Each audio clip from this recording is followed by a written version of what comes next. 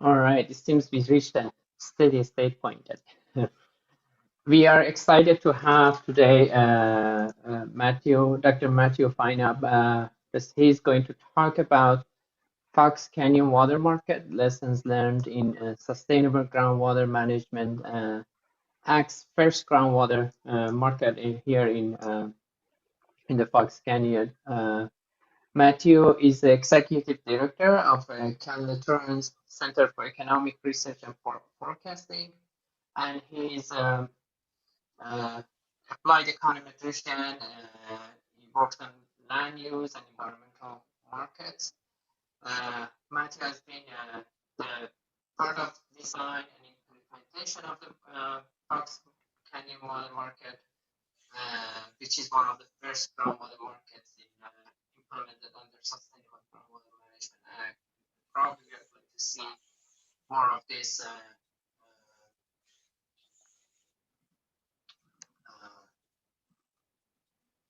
Sorry, my audio is not great. I give the floor to Matthew. Matthew, please feel free to give a little bit more background since my audio is not great. Great, thank you.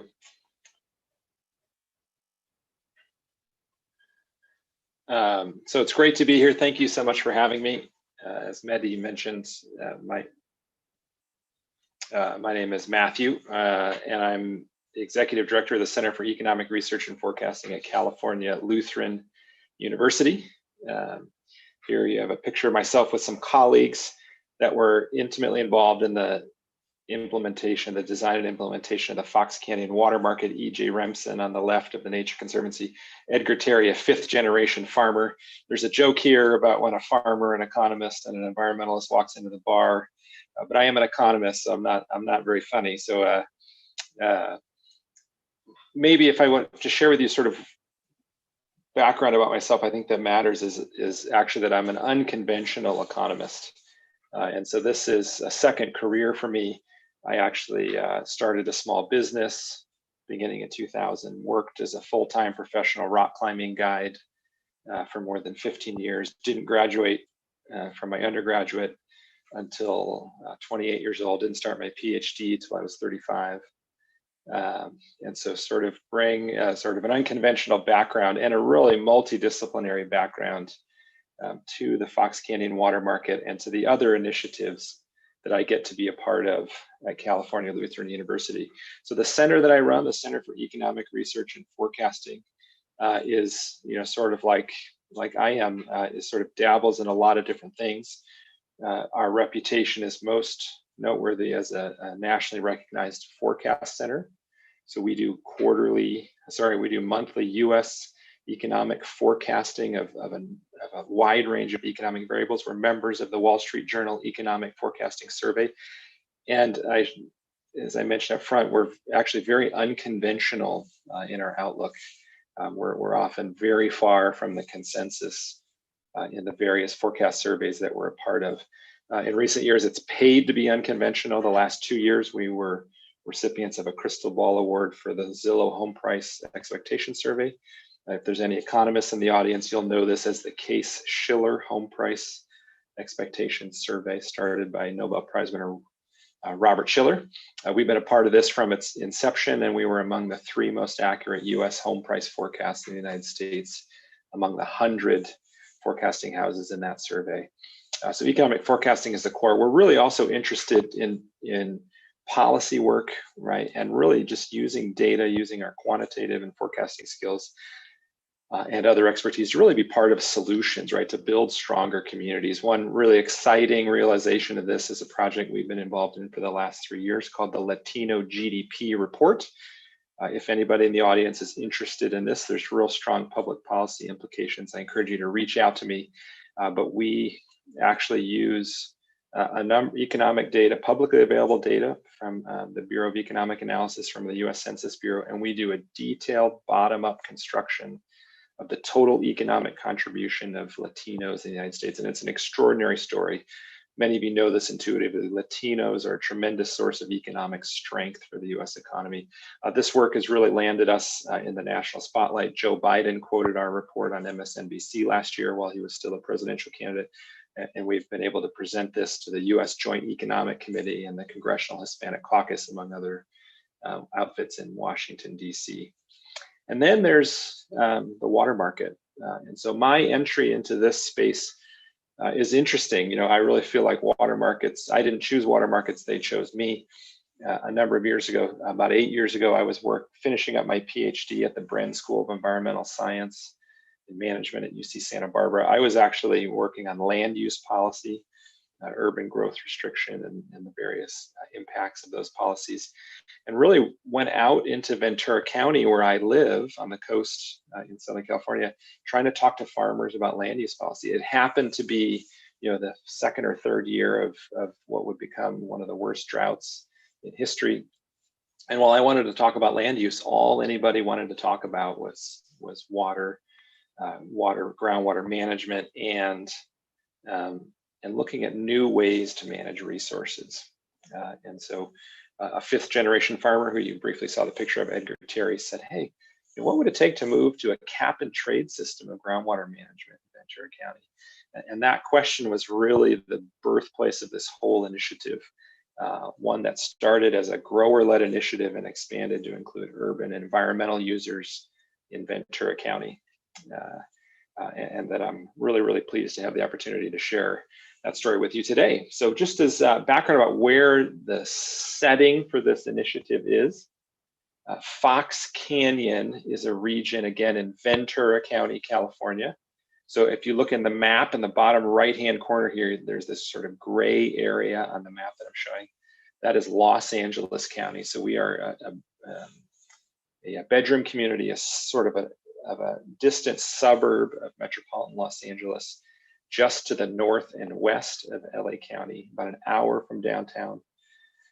And we're home generally to fairly wealthy population of about 800,000, a little more than 800,000 people. Very, very robust biotechnology based economy, non-durable manufacturing, and a robust agricultural economy. As I recall, 11th or 12th most productive agricultural county in the United States. Now, Fox Canyon has a series of coastal aquifers that were seen to exhibit seawater intrusion going way back to the early 1980s.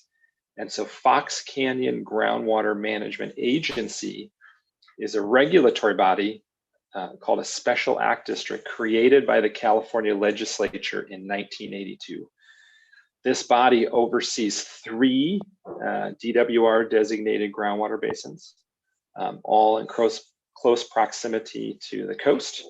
They have jurisdiction over 50,000 acres of prime agricultural land. And this is some of the most valuable agricultural land, certainly in the United States and perhaps in the world. So we have recent transactions for prime agricultural land in the range of $70,000 to $120,000 an acre. So this is very, very, very high output, high crop value ag land. Interestingly, as sort of a setting for what would become the first groundwater market implemented under SGMA, the Sustainable Groundwater Management Act, the Fox Canyon Groundwater Management Agency has required metering of groundwater extractions since 1987, actually made a determination of safe yield, how much groundwater could safely be extracted year in and year out, and then that's capping total extraction, and then provided quantified allocations to individual pumpers based on historical use beginning in 1990. And so that's really to say that Fox Canyon Groundwater Management Agency was very progressive in the way it managed groundwater, and in many ways it was decades ahead of other threatened basins in the region, and it had actually already undertaken some of the requirements that SGMA would impose on basins statewide beginning in 2014. So in 2014, September 2014, the California legislature passes first of its kind groundwater regulation, the Sustainable Groundwater Management Act. it imposes significant regulations on basins determined to be high risk, and it requires them to manage groundwater to avoid certain undesirable outcomes. One of those is seawater intrusion, which we've exhibited in Fox Canyon. So interestingly, as a setting for the groundwater market, Fox Canyon Groundwater Management Agency was already regulating groundwater, already metering pumping, had already allocated pumping prior to the implementation of SGMA. And remarkably, when SGMA was passed, Fox Canyon Groundwater Management Agency became the SGMA designated groundwater sustainability agency. So if you're not familiar with SGMA, SGMA first of all sort of rates groundwater basins throughout the state based on the level of risk to groundwater resources. High risk basins are required to form groundwater sustainability agencies and develop formal groundwater sustainability plans, which are submitted to the state for review. And then they are required to achieve sustainable management within 20 years. Now, in many parts of the basin, there's been no metering of groundwater extraction at any time, and the formation of groundwater sustainability agencies was challenging and in some cases politically fraught. In Fox Canyon, it was a seamless transition from the Special Act District that existed since 1982 to the Groundwater Sustainability Agency that oversees the basin today. Fox Canyon, of the three basins, is home to two designated critically overdrafted basins. And those in the picture here would be the Oxnard Basin and the Pleasant Valley Basins. That's to say that they exhibit seawater intrusion, local pumping troughs, so declining water levels, declining water quality, right? And they have the most stringent requirements under the Sustainable Groundwater Management Act. In the Oxnard Basin in particular, we're anticipating required pumping reductions over the next 20 years of as much as 50%, right? And obviously, this is a very heavily groundwater dependent region. Between 89 and 100% of water use in any given year is from groundwater, 89% in an average rainfall year, 100% in a dry year. And agriculture in particular depends existentially on access to groundwater. Now, I mentioned already that the Fox Canyon water market, right, was the brainchild of a fifth generation farmer, Edgar Terry. After he first raised the idea of a groundwater market, he and I spent about 18 months engaged in sort of grassroots outreach to growers. This took the form of just having lunches and coffee with 2 or 3 farmers at a time, talking about moving to a cap and trade system of management. You know, talking with them very honestly, candidly about what that would require, right? The level of monitoring and oversight that would be required. And over those months, we really built consensus among the ag community about a specific form of water market, like what it would look like, what the rules would be, what the structures and operational mechanisms might look like, right? And we sort of developed a sketch of what that's like. Now, the Sustainable Groundwater Management Act did something interesting, and that is that it required the GSAs, the Groundwater Sustainability Agencies, to actually have a formal stakeholder process and a multi-party stakeholder process, right? It required input, not just from agricultural water users, but from municipal and environmental water users as well. And so after the group of growers that we had been working with pitched the idea to the groundwater regulator of a groundwater market, they said, this is a fantastic idea, but really, in order to implement this under SGMA, you need the buy-in of urban water users and environmental water users as well. And so Fox Canyon Groundwater Management Agency chartered a formal stakeholder group called the Water Market Group, and gave us a formal charter,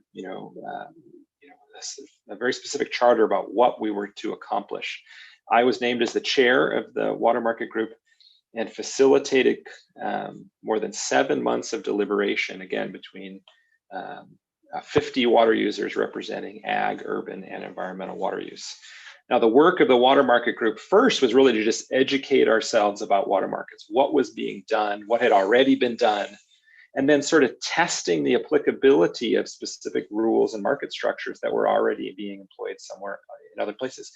So this sort of self-education took the form of reading case studies and academic papers. It involved inviting water market operators, designers and operators from other parts of the world to come to Fox Canyon and give presentations to the stakeholder group. It also involved a formal survey of California's adjudicated basins. At the time, there were 24 adjudicated basins to learn, what are trading institutions that already exist in California's adjudicated basins. And then it was, after that learning, it was to really sort of define a clear set of goals and objectives, what we hope to accomplish, and then what sort of structures, rules, operating mechanisms, and governance were required in order to achieve those goals and objectives. Now, it's worth mentioning that this is California, right? You put farmers and environmentalists in a room together. You put farmers and cities in a room together. It's not necessarily, things aren't necessarily going to go smoothly. And so one of the real remarkable parts of this experience was that in the early days, the early meetings of the water market group, there was tremendous tension and suspicion and worse, right, between water users. What was remarkable about the process that unfolded was that we engaged in 7 months. It was an open-ended process of deliberation. We didn't say we want to finish in 7 months. We said, we're not going to leave the room until we all agree to something, right? And so what was really amazing was that in 7 months, by the end of that, just talking about goals and objectives, what we hoped to accomplish, what we needed to avoid, and really just getting these user groups to sit down and face-to-face and talk to one another, produced an amazing turnaround. And at the conclusion of 7 months, that group unanimously approved a set of recommendations, not just for water market goals and objectives, but about a specific outline for the rules, structures, and operating mechanisms to be employed in a water market in Fox Canyon that would be implemented under Fox Canyon's groundwater sustainability plan. Now, some of the things that were adopted was first that we needed a formal centralized exchange, right? This was not going to be an informal market like in many of California's adjudicated basins where buyers and sellers have difficulty finding one another. We wanted to have the highest level of monitoring of groundwater extraction available technologically. And so we adopted a requirement for universal telemetric monitoring of wells in Fox Canyon. We also, chastened by some of the presentations we got, and one in particular from a water market operator in the Great Plains, was that we wanted to have a humble, adaptive approach, that we were going to start simple, learn as we go. And before I move into some of the unique details of the Fox Canyon water market and how it works, I sort of want to pause on this lesson that we learned in that process. So it was pretty interesting. We actually had, as I mentioned, water market operators from around the world. And most of the operators that came and presented to the water market group had a product to sell, right? They were already operating markets somewhere else. For example, we were visited by an exchange operator from Australia. And the story that we were told is that this is easy, right? All you got to do is give us a couple of rules, right? There's an existing groundwater trading platform out there that we have, right? And that give us a couple of rules, we'll set you up. You'll have the sort of the eBay of groundwater, and within a matter of days, you'll be trading, right? This is easy, just give us the rules. That contrasted very, very, very highly with the message we got from one operator in particular from the Great Plains who said, whoa, wait a minute. No, this is not easy. This is the hardest thing you're ever going to do. In fact, at every single corner, there's a bear trap to step in, and you'll step in it, right, if you're not really careful. Every time you overturn a rock, there's going to be an unintended consequence. You're going to learn something you didn't even think you had to worry about, right? And he said, you've really got to start simple. You need an adaptive approach. You need a system for evaluating. Is the market doing what it's supposed to be doing? And how do we know? How do we measure that? And how do we incorporate information so that the market evolves and adapts as information becomes available? And so one of the things that the group recommended was that we engage in a series of pilots, right? We'll start simple, build in complexity over time and learn as we go, and that every single stage of the pilot will have a definitive starting point and ending point, right? Each year we'll need to authorize a new pilot, right? Incorporating the lessons from the previous year's pilot. And if something's going terribly wrong, right? If the unintended consequences are overwhelming, there'll just be a natural expiration. The pilot will go away. And so what we committed to was a series of pilots that we've now been engaged in for 5 years, right? And these started humbly from an initial pilot phase that just involved 13 wells to a much larger basin-wide market that we actually executed last year. Now, I mentioned in the water market group that one of the first things that we needed to do as a set of water users was sort of agree to a set of goals and objectives. What did we hope to accomplish, and what did we absolutely need to avoid in water trading as a result of water trading in Fox Canyon? Now, what's interesting is that the process that was employed in Fox Canyon was one to identify goals and objectives, and then again, as I mentioned, evaluate rules, market structures already being used in other markets and test their applicability, and then design the goal, the rules, the structures, and operational mechanisms which would help us to achieve the goals and objectives, right? And so that was really the flow of decision making, right? And that specific goals and objectives suggested very specific rules and market structures. For example, so here you see in bold the list of goals and objectives agreed to by all the members of the water market group. And you see some of the resulting structures and rules that were suggested by those goals and objectives. The biggest one that everybody was concerned about, that this would be a fair market, right? That all participants would have equal access to the market and equal opportunity to benefit from trade. Right. And one of the things we were really concerned about was market power, that there might be very, very influential participants in the water market, people who had very, very large allocations, or perhaps in the case of the agricultural community, people who were packer shippers, right, that are large multinational companies who have custom growing contracts with multiple agricultural users that could exert influence and influence the price of water or influence access to the market. And so what the group settled on as a result of this goal was that we would first of all have an anonymous market, right? That as people engaged, submitted bids and offers, actually participated in transfers, that they would never know who the counterparties in the market are, right? So if I'm buying water from somebody, I don't know who I'm buying it from, right? And I can't refuse to engage in transactions with a particular counterparty because they're a competitor or because they're someone that I have a business relationship with. In order to maintain an anonymous market, we decided to have a formal centralized market structure. There would be one place where all bids and offers were submitted, and it would be a formal market structure. Stakeholders also thought it was really important that the market be administered by a third-party private exchange administrator. Right? This is someone whose job it is to execute the smooth functioning of the market, who is independent of the GSA, of the Groundwater Sustainability Agency. All right. And so California Lutheran University was chosen to be the third-party exchange administrator. Interestingly, too, we also use algorithmic matching. So when you have an anonymous market, you don't know who the counterparties are.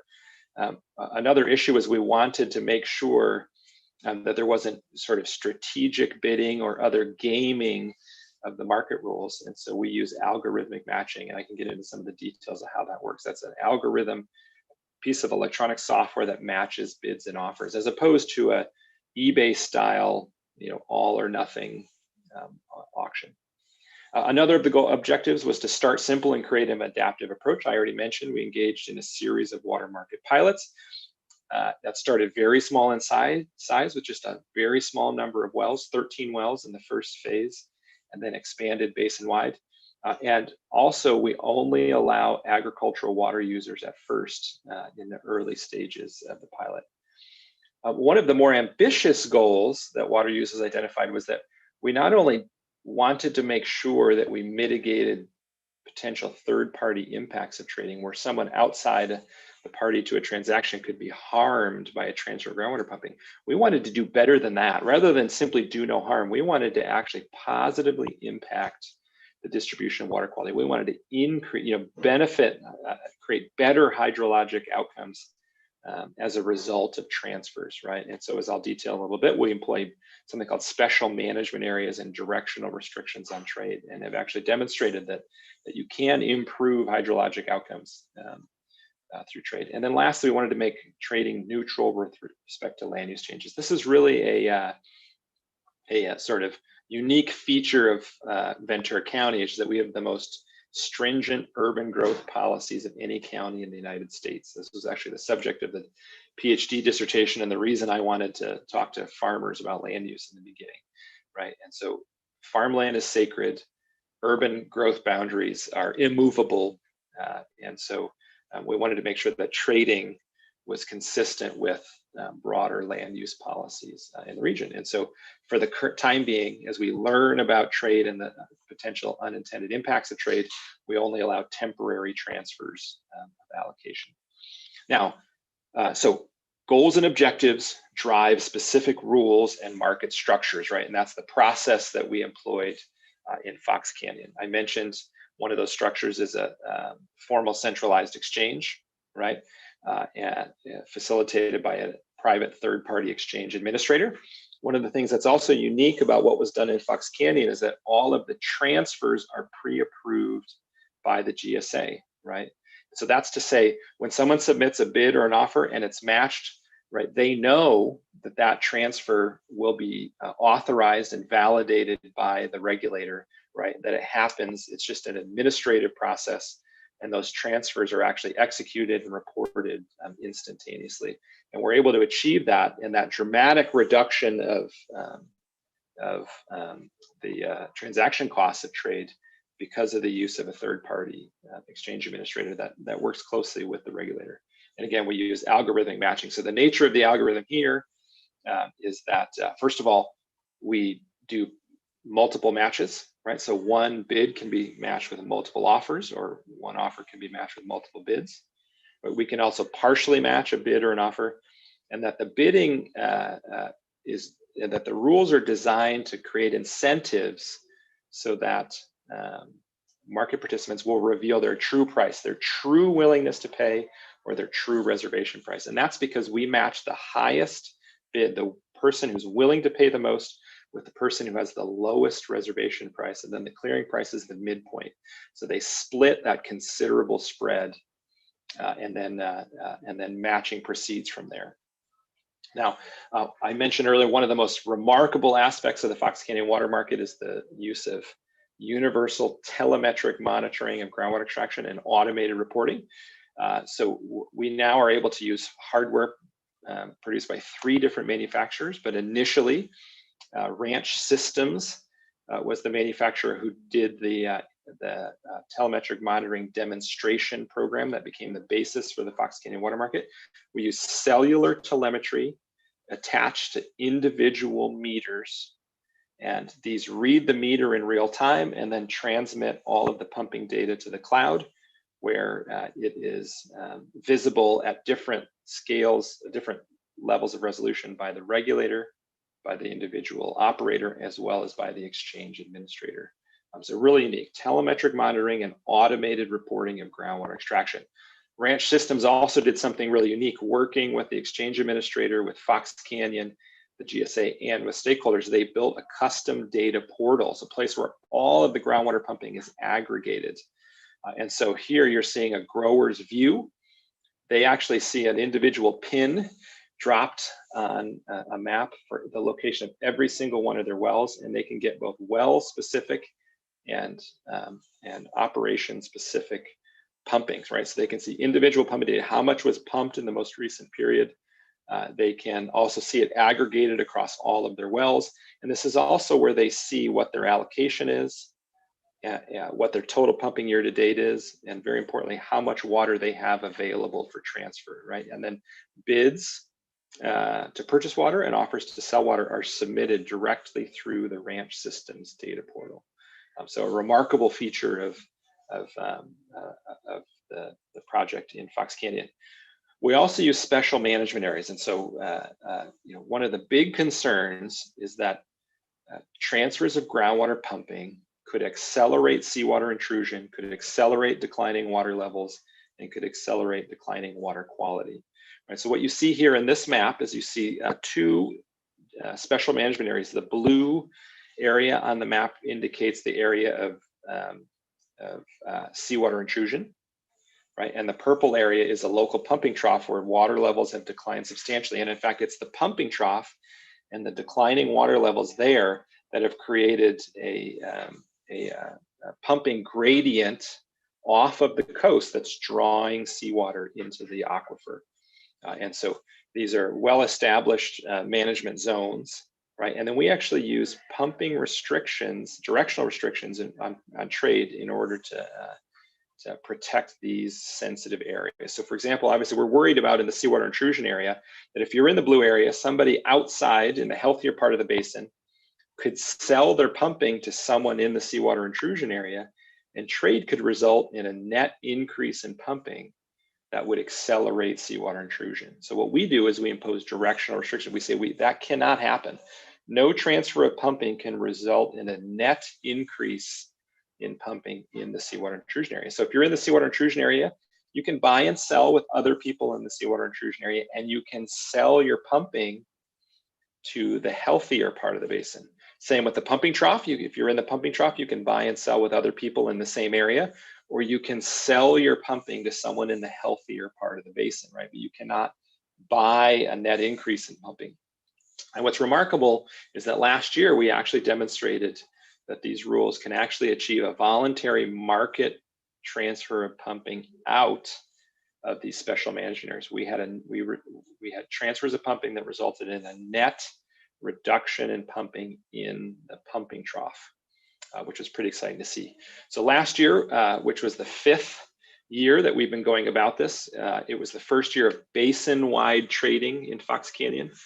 We had 78 wells enrolled in the market. This represents really, really robust participation by growers. 83% of all eligible participants enrolled. There's a number of requirements imposed on water market participants. They have to be in compliance with all agency regulations. They can't have any overdue fees or penalties. And so of all those that were eligible, 83% joined. Nearly 50% actually participated in trades, submitting bids and offers, and in many cases participating in market transfers. We transferred a modest amount of water, 341 acre feet last year. So that's about the average water use of 700. That's the annual water use of 700 average California households. And we transferred that at an average price of about $287 an acre foot. Now, what's amazing is in many parts of the state, this is really, really inexpensive water. For Southern California, if you think about what agricultural pumpers in Orange County pay in many cases, certainly what municipalities pay in Orange County, San Diego County, this may sound extremely inexpensive. In the nearby Santa Paula adjudicated basin, where informal markets have allowed trading for a number of years, that water trades at about $300 an acre foot. So this is consistent with other transfers in the region. Maybe most remarkably, one of the things that was the most exciting was that we were able to really demonstrate that trading can create value for farmers. And so there was one particular operator that needed to pump additional water in order to finish a crop, and actually managed to pump $345,000 into surcharge territory.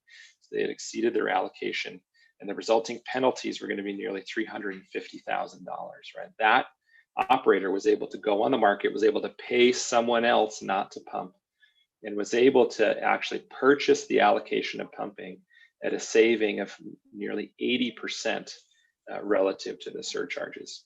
And so those are important milestones in the last year. What's really exciting now, this year, as we execute the basin-wide market, we're also for the first time initiating discussions with 3 cities and actually talking about and planning for the addition of urban water users to that basin-wide market.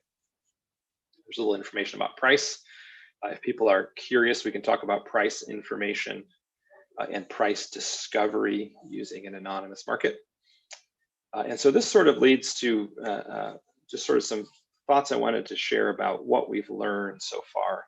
If you haven't seen it, I encourage you to check out the article that I wrote with two colleagues at the Nature Conservancy, who've been intimately involved in the implementation of the Fox Canyon Water Market. This is in the journal California Agriculture.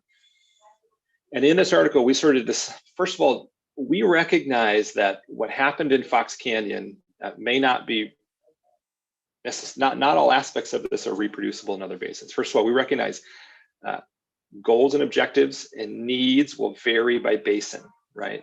Circumstances and conditions relevant to trading will vary by basin. And we believe earnestly that water markets will need to look different based on local conditions and local needs, right? We also recognize that there's some unique enabling conditions in Ventura County that made us able to implement this as quickly as we did. One of those is scarcity, right? Water is very, very scarce. We have this robust $2 billion a year agricultural sector confronting a 50% reduction in groundwater pumping over the next 20 years. And so there is a need to provide flexibility for growers to adapt over time and to create incentives that will drive water conservation and creation of new supplies. And so water scarcity is one of a big enabling condition in Fox Canyon. We also have fixed allocations. Now, what's interesting, a clearly defined transferable right to pump a unit of water is essential to the establishment of a water market, right? It's the basis for trade.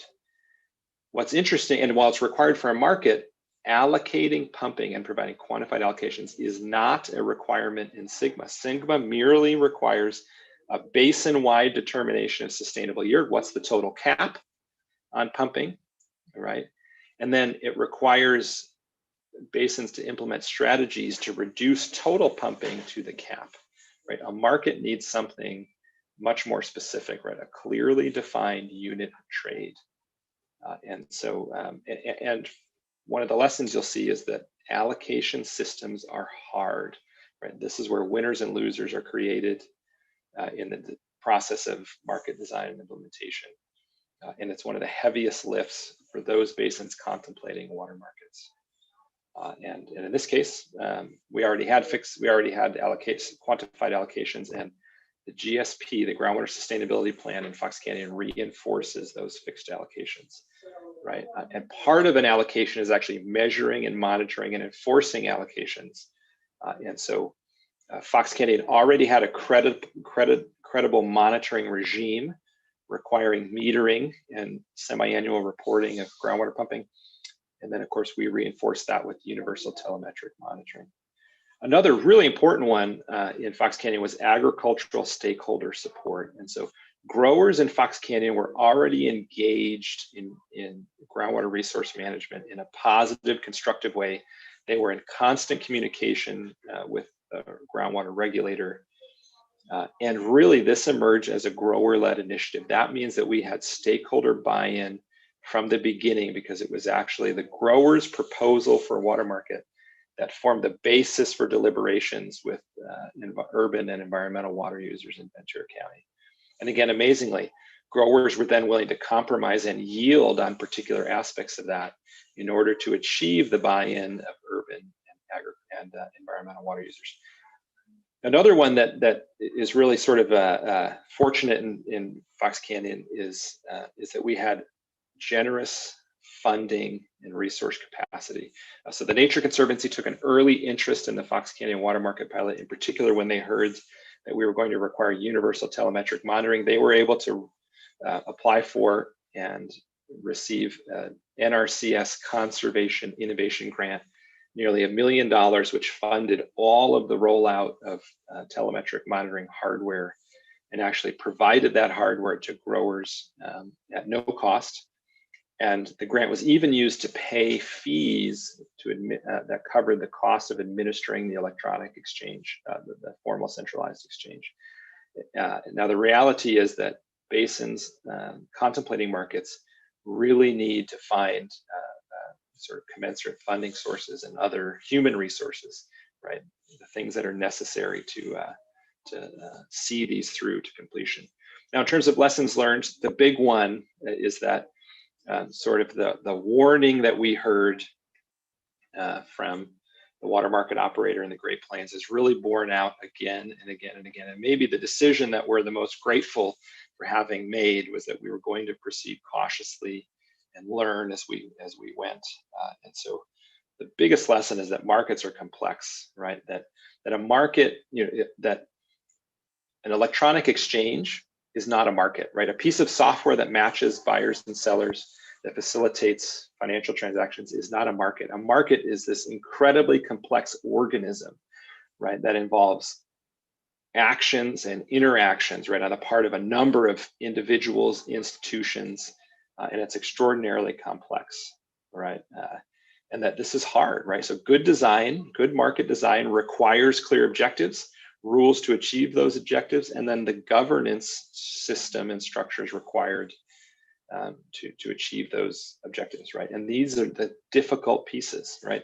A public and transparent process of market design is essential, right? Our water market group was open. Anyone could join, whether you were a holder of pumping allocation or not, whether you represented environmental water use, agricultural water use, or you were just a curious citizen in Ventura County. So the process was open and transparent. Anyone could join, and that the input and the buy-in that we received as a result from all water users really proved to be a strong foundation on which to build the water market pilots that follows. That diversity of input is important, and actually the hard work of putting stakeholders together who don't necessarily see the world the same way and reconciling those views and moving to a point of consensus where everybody can agree is really, it's a hard process, but it's one that's really, really worth undertaking because of the stakeholder buy-in that will result, right? And then the allocation system might be the hardest part of all. As I mentioned, having a clearly defined unit of trade, capping water, and then allocating pumping to individual water users is a prerequisite for establishing a market. And allocation systems are the most difficult aspect of all of this, right? So first of all, they're not required by SGMA. So you have to do something that isn't mandated by SGMA, which means you have to get diverse stakeholders to agree to an allocation system. And then challengingly, not every allocation system is compatible with the market. Even if water users agree to an allocation system, they have to actually design one with the market in mind, right? And that obviously within an allocation system, water users want flexibility. In Fox Canyon, growers wanted the ability to carry over unused allocation from one year to the next if they didn't pump it and didn't sell it in the market. They also asked if they could borrow from future allocations, right? If they needed a little extra water this year, rather than go to the market, they wanted to be able to borrow it with the promise, oh, I'll pay it back in the next 10 years, right? They sort of wanted a line of credit, right? What we determined was that carryover incentivized conservation up front and was compatible with the water market. We had very, very serious concerns about the compatibility of borrowing and the proper functioning of the market and the role that that might have on the price signal, right? If we were in a state of continuous overpumping, overdraft, people are borrowing from future allocation, that the price signal in the water market would be disconnected from basin fundamentals, right? The price signal would be saying, oh, nobody needs to come to the market. They're borrowing, water's cheap, which must mean water's abundant. Then as everyone runs into their borrowing limits, their credit limits, instantly the price of water would flip from 0 to infinity, right? And then people would complain that the price signal wasn't adequately representing the balance of supply and demand. And so the determination was made in Fox Canyon that borrowing was incompatible with the proper function of a market.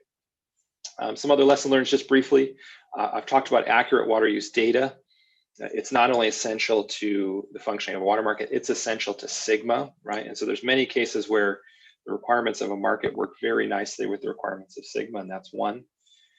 Another lesson again is that water market rules and structures should look different in different basins, right? They should really start from the basic goals and objectives, the needs based on local conditions. And so we have every expectation that as water markets under SGMA start to pop up in other basins, they won't look exactly like the Fox Canyon water market, right? That they'll be driven by local conditions and hopefully those stakeholders will engage in open, transparent processes, which can really clearly identify those goals and objectives and then choose the appropriate rules and governance needed to achieve them. And then, again, the lesson that's been borne out again and again is testing a water market, that markets should be tested before moving to full-scale implementation, right? That process is essential. There have been huge challenges. The very first stage of the Fox Canyon Water Market was simply a monitoring demonstration program.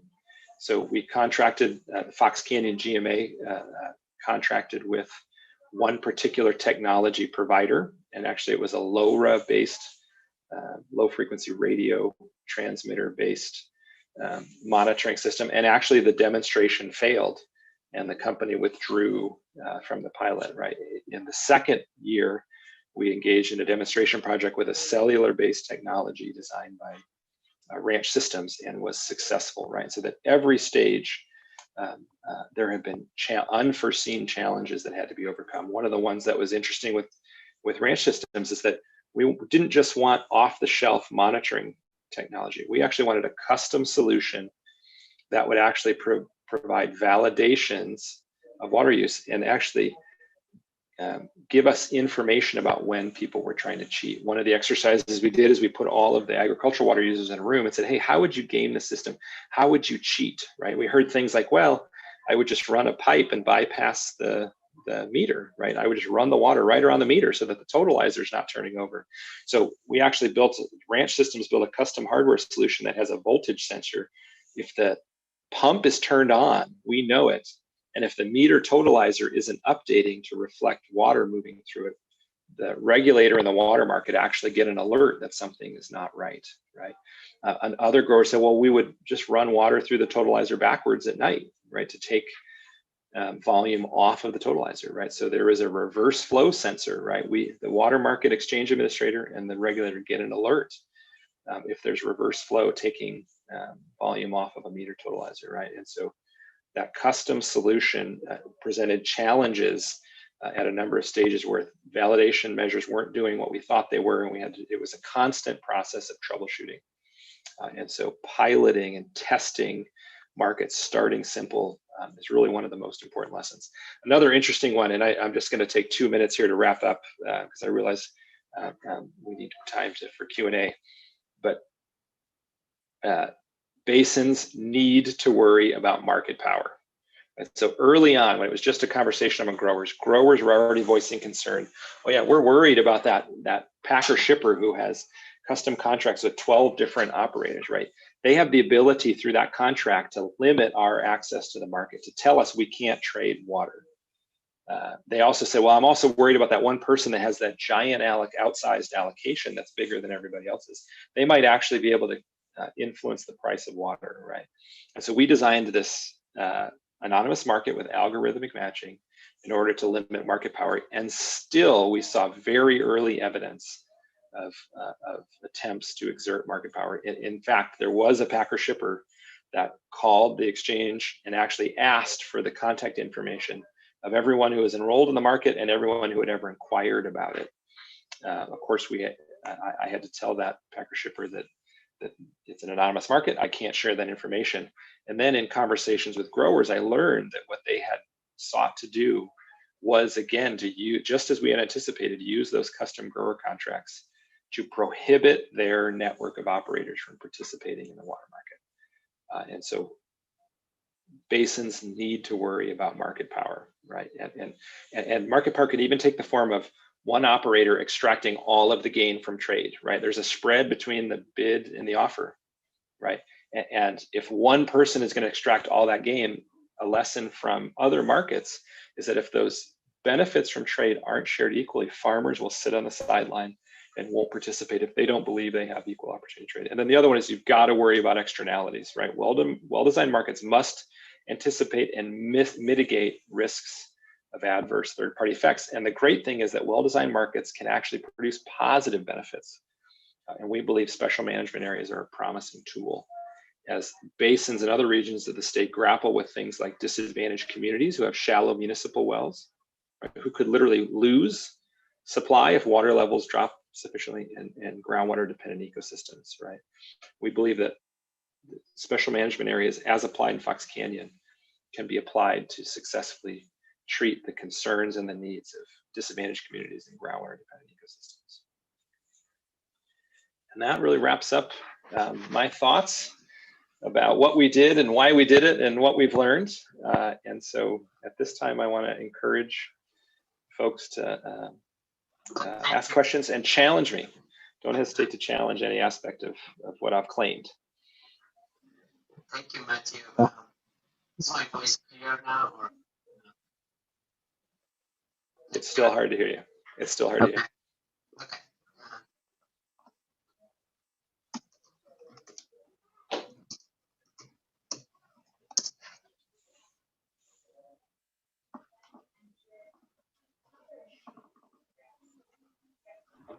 All right, well, Matthew, thank you so much for such an insightful presentation. We'll go ahead and get started with the first question we have from Uthman. His question is, how are the exact penalty price amounts determined? What is factored in for that to make sure that is actually discourages people from going over limits, etc.? Yep, great question, great question. So in Fox Canyon, the original vision, so the surcharge rate is tied to the tier 2 import price of water from Metropolitan Water District. And so the vision back in the 1990s when we were first allocating water was that, and I should actually add that the authorizing legislation that created the Special Act District did not authorize them from prohibiting pumping, right? That would be considered to affect the water rights, it's actually an overlying water right of the agricultural pumpers. So they're not authorized to prohibit pumping. And so the surcharge rate was tied to the import price of water. And the vision was that if someone exceeded their allocation, that the agency would simply import water to replace that over pumping. The reality is that the county is not plumbed, Fox Canyon is not plumbed to import water. And so for many, many years, surcharges have been assessed and accumulated, but there isn't the ability to import water. But to this day, it's still tied to that. And so it is a tiered surcharge structure, just like the import, just like water prices are tiered. And so if they pump, I don't remember the exact details, but if they pump 25 acre feet over, it's one price. The next 25 is higher, and it ratchets up over time. So last year, if I recall, we were looking at something in the neighborhood of about $1,800 an acre foot is the surcharge rate. Now that would actually be about the price of water to an agricultural pumper in Orange County, for example, because it's mostly municipal water that's used to pump to irrigate. But here, that's extremely expensive compared to the market price of water on the exchange, and certainly the fees that pumpers are paying.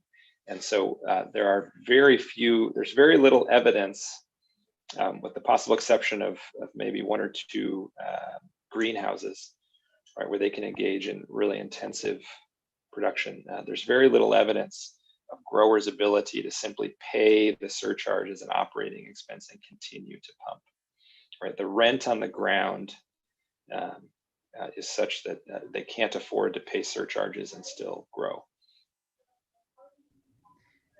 Great, thank you for that, Matthew. Our next question comes from Salini. Salini says, great presentation. Have you considered how to credit the farmers if they are actively recharging their GW basin using various managed aquifer recharge techniques? If so, how did you monitor the recharge versus pumping by a single farmer? If not, how would you approach that?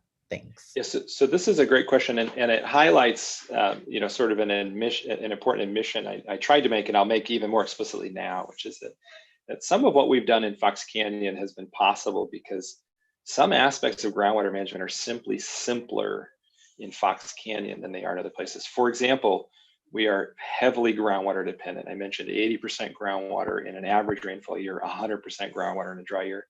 We don't have some of the complex groundwater surface water interactions that other basins have. The conjunctive use issues that add complexity to this. The other piece is that we actually have, over the overwhelming majority of the basin, we actually have an aquitard, a clay layer that's impermeable. And so we cannot do recharge of the type that I think you're asking about, and which I know is being explored in the Central Valley of California. There is a region where a region of the basin where it's uncapped, and what's interesting there is actually we have an organization called United Water Conservation District, which diverts water and operates recharge basins, and we have extraordinary recharge basins, many hundreds of acres wide, and if you float water off of the Santa Clara River on top of the basin, 12 feet of water a day will drop into the basin. So it's a very rapid rate of recharge. But that is a narrow geographic area, and it's actually operated by the United Water Conservation District, and they simply charge fees to all of the pumpers in the basin who benefit from that recharge. Even though the recharge basins are small in geographic area, it actually flows underneath that clay layer that I mentioned and actually recharges the entire basin. And so this is an aspect where we haven't dealt with that complex issue of farm specific recharge, because we actually just don't have opportunities to do that. Great, thank you for that. Our next question comes from Jason. And Jason is asking, was volatility a concern in designing your market? If so, how did you address it? Did you have floors or caps? I'm not sure if the question is around, I assume the question is around price volatility. So I'll make that a simplifying assumption. An even bigger question so anytime you have thin markets, and this is a thin market, you're going to have considerable price volatility.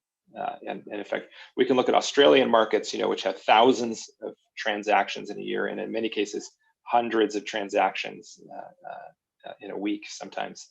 And you can see that price volatility moderates very rapidly as a function of trading volume. Now, one of the challenges in California and the way that SGMA is going to be implemented is that it gives a 20-year ramp down to basins implementing its SGMA's regulations. And so that's to say, everywhere that water markets are being contemplated, we're going to start with an extremely high cap. Water is nowhere near as scarce today as it's going to be in 20 years. And again, many basins, Fox Canyon is looking at it as 40 to 50% reduction, right? There's a basin down in Borrego Springs outside San Diego, right? That was anticipating a 50 to 60% reduction, and actually, I'm told, is engaging in a reverse auction of farmland. So water is going to be very scarce in 20 years. The challenge is, so we will need maximum flexibility in 20 years, but we can't wait 20 years to implement markets. Right? These are complex enough. These are a new institution in California, and so we have to get to the work of designing and implementing and learning now. And so we're trying to implement markets knowing that market volumes are going to be very thin, trading volumes are going to be very thin. And so that's one of the challenges, but we can't afford to wait, right? We're going to really, really, really need this tool in Ventura County in 20 years. And so I do expect some price volatility. Now, one of the questions I often get about Fox Canyon with algorithmic matching is that individual market participants don't see individual price information. Right? They know their own reservation price or their own maximum willingness to pay. But this isn't like eBay where they see a posted price, right, that a seller has offered. Right? And so there was a question about, well, how will they discover what the price is, right? And so what's interesting there is that what we saw was that prices converged very, very rapidly. So I showed a chart earlier. And I'm happy to correspond offline and share that in some detail if people are interested in this aspect of it. But it actually only took just a few trading sessions for bids and offers to actually converge pretty closely. And we were very rapidly settled into an average price of around $280 an acre foot. Now, what's interesting is, so bids and offers started wide, right? They sort of narrowed. And then in the last week of trading, of course, they exploded again, right? You had people who had unused allocation, right? And so their reservation price was very, very low.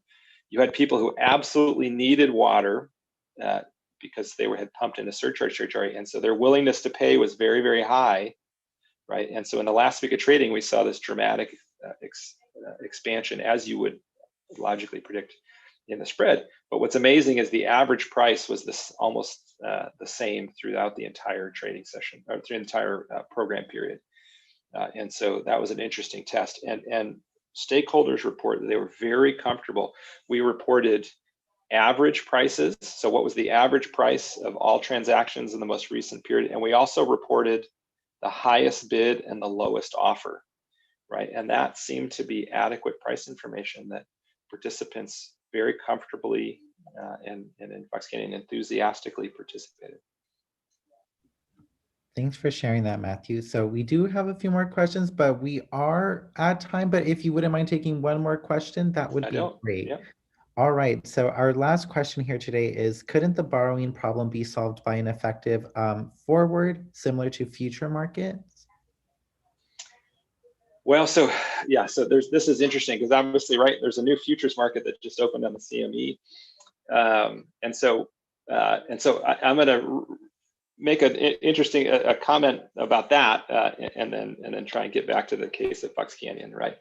One of the things that really surprises me about the futures contract that's currently available on the Chicago Mercantile Exchange, right, is that this is a secondary market, right? And first of all, it doesn't involve any physical delivery, right? So you don't actually get water later on. Most futures contracts, you deliver corn, right, at the pre-agreed price. And it would make sense in water markets that someone commits to a futures contract and then they receive an actual delivery of either in-kind transfer pumping like we do. We don't physically deliver water, but you actually transfer the pumping allocation in kind through the basin, or in the Central Valley, they're already engaged in physical deliveries via the various infrastructure that's available. So the CME contract is one that you're just betting on the price, right? What's amazing to me too is that it's disconnected from physical deliveries, but also it's a secondary market, right? What we've committed to in Fox Canyon is we're going to get primary markets right first, right? That this is hard enough that we want well-developed markets before we engage in the various derivatives, right, that we could design, right? And that you have to get the primary market right, and that there's a lot of learning and a lot of growing pains that you'll go through in the implementation of primary markets. So I am very curious to see how the CME contract evolves, because one of the things that's lacking in California broadly is well-developed primary markets, right? And so the commitment we've made in Fox Canyon is to grow slowly, to learn and adapt, and to get these primary markets right, to actually have clear goals and objectives, and then a system for measuring and evaluating whether the market does what we say it does, and then adapting over time, right? And so I do imagine at some point there could be futures contracts, and that would be perfectly compatible with a well-functioning market, right? And so I want to contrast that with what I said earlier about borrowing conflicting with the function of the market. A genuine futures contract is, a secondary market could be very compatible, but we've committed to do the hard work of getting the primary market right first before asking questions about what's next, right? And obviously a futures market is also where you get a large creation of economic value, right? You're going to get bigger economic gains from trade at that point. But we've been humbled so much by what we've engaged in the last 5 years that we sort of see that as at this point, a pretty distant goal. Great. Thank you so much for sharing that, Matthew. So unfortunately, that is all the time we have for questions today. I want to thank you again, Matthew, for your presentation and answering all of our questions. And thank you to everyone who attended today's webinar. You can learn more about UCR School of Public Policy events like this by visiting spp.ucr.edu. We hope to see you at future events hosted by the UCR School of Public Policy. Until next time, goodbye, everyone.